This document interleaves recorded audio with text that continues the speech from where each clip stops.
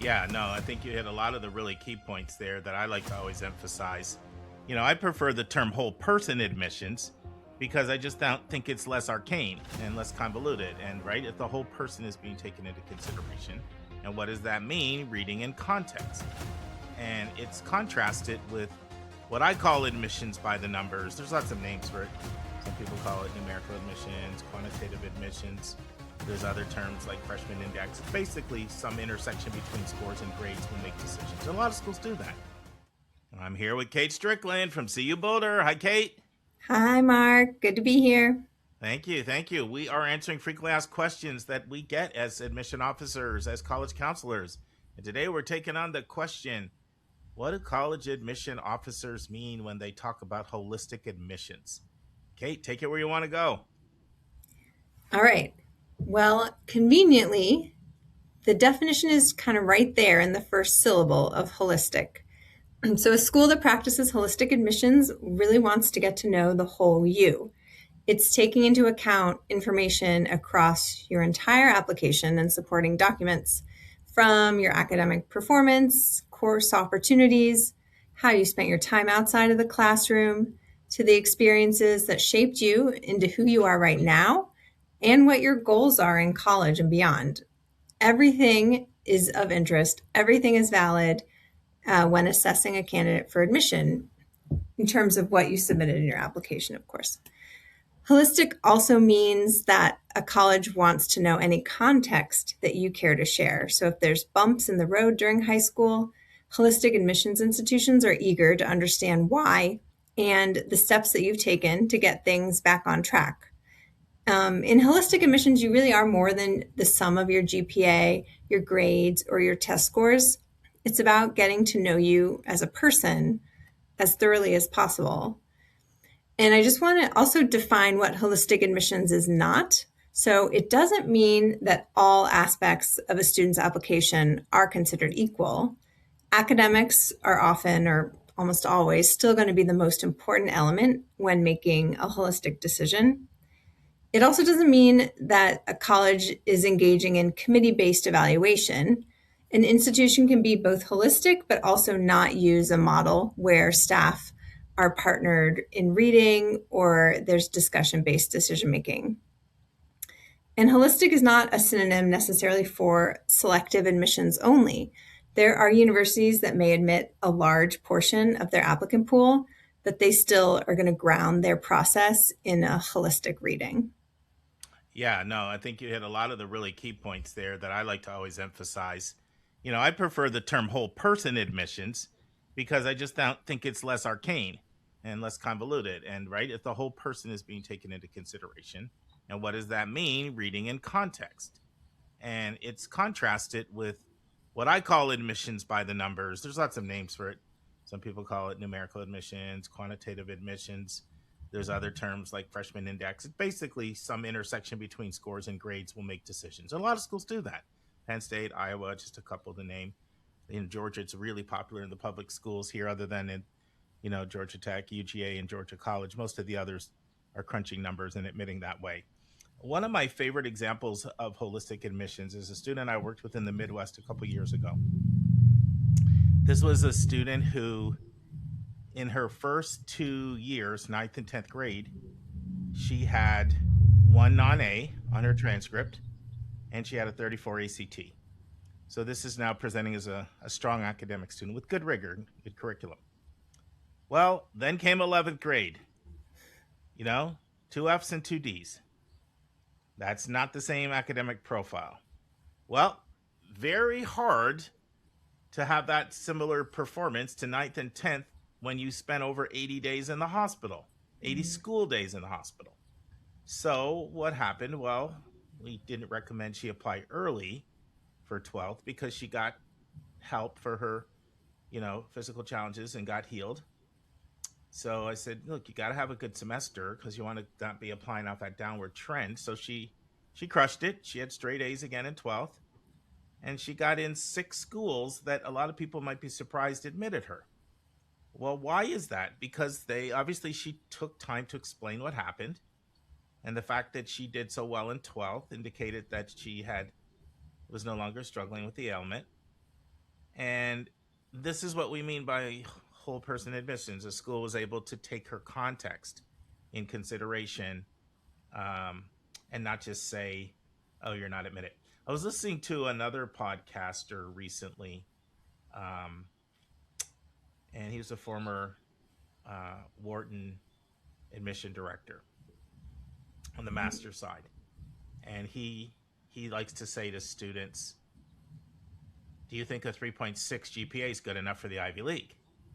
And everybody's like, "No, no, no, of course not."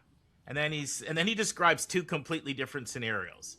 And one of them was like Andover, Exeter, privilege, privilege, privilege, every imaginable privilege you could think of. And then the other described an incredible, series of obstacles that a very indigent student from Louisiana had to overcome.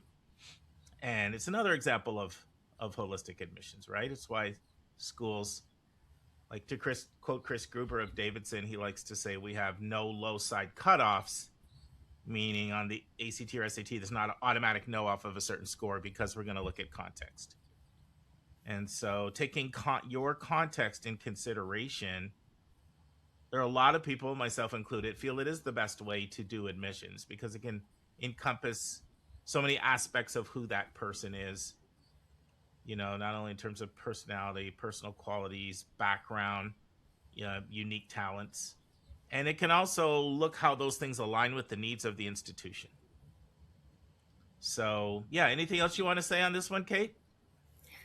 No, yeah, you nailed it. I mean, I think that if an institution has the ability to practice holistic admissions, they're going to field the strongest possible incoming class.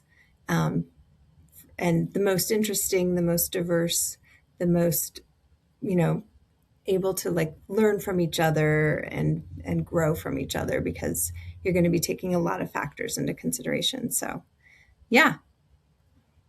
A lot of times when I'm talking, particularly with parents, they don't understand why admissions isn't just linear. And one of my favorite examples for them is hiring. I like to use hiring a lot of times. When you're hiring, you're not just going to say, well, who had the highest standardized test scores in college?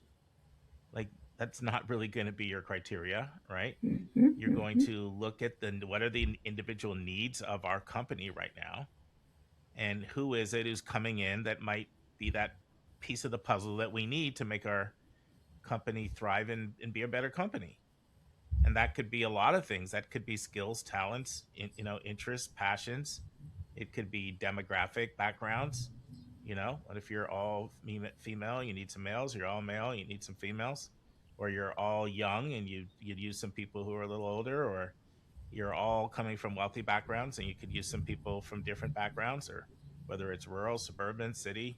Like, you just think, okay, we're going to better understand our customers if we have different people with these different backgrounds and skills on our team so that we can better meet the clientele and the needs of the clientele. And so I know it can be frustrating to people because it sounds so convoluted.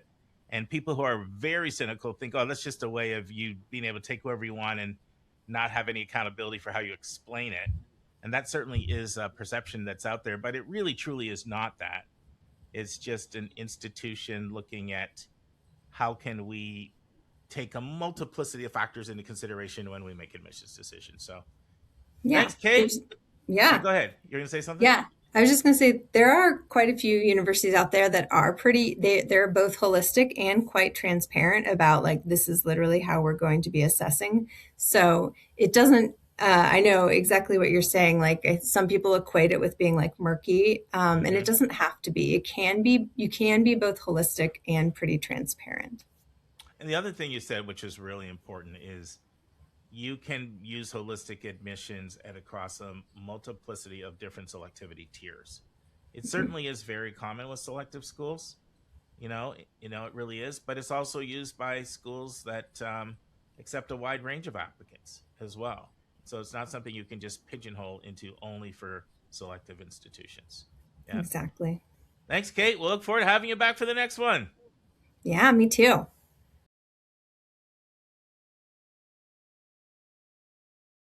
Friends, the most important part to understand about holistic admissions, and Kate mentioned this earlier, but I do not want you to miss it, is it does not mean all parts of the application are equal. The transcript, the academic record, is always going to be the most important thing. I'm talking about the rigor of your courses, your grades, your grade trends, your fit to major, if a school is looking at major and taking major into consideration, your standardized test scores. And in some cases, the high school you're coming from, for schools that put a big emphasis on that, that is going to first and foremost frame everything. And you're either going to be competitive or non-competitive. And so if you're competitive, that is when things like recommendations and extracurriculars and writing and demonstrated interest and institutional priorities and all those things will come into play, but only if the transcript and the academic review says you're qualified. There's an initial sorting that happens right away with the overall academic review. And that is one of the most misunderstood things about holistic admissions. Kate mentioned it, and I wanted to underscore it. Karen Christoph of Colorado College says, in the profession, we have not done a good job of explaining holistic admissions because we sometimes give the impression everything is sort of equal. It's not. You first have to be competitive with the academic review before these other factors can be assessed and factored in. And Kate mentioned that, but I wanted to underscore it.